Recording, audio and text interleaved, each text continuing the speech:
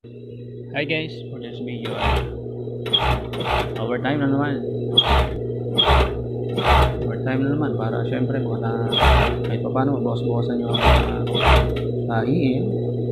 Ito nga pala, flex ko lang sa inyo. Itong ginagawa ko ay raffles po yan. Laylayan dress. Laylayan lang po yan ha. Napapansin nyo guys, medyo alalay lang tayo kasi yung kanyang raffles ay medyo siya, no? Maliit lang yung allowance. Hindi ko sabihin hindi siya ganun ka sharing kasi guys so medyo pati napapansin nyo, hinahata ko pa siya para sumakto sa pinaka katawan. Ayun guys, ano lang so check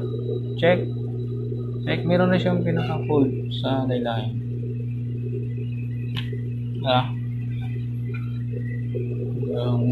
Hello guys, marami sa inyo siguro nakakilala na sa akin sa talaga akong hindi nyo maidatanong talaga akong mananahin.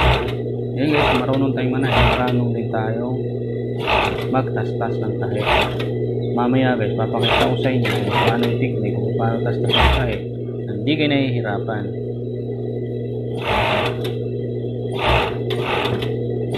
Flex ko lang kung just in case na nagkamali kayo. Uy, namali kayo ng kabit. For example, ganito. Uy, mali ko ng kabit. Kung gagawin nyo guys, hahanapin nyo lang yung pinaka kadena. Yan. Tapos mag-cut kayo dito sa kabilang side. Yan. Tapos yung kinut nyo dito, hihilahin nyo lang yan. Ngouch! Tapos dito sa kabila, ganun din. Ngouch! O, tanggal na yung tahi guys. Very easy. Pero pag di mo alam, mahihirapan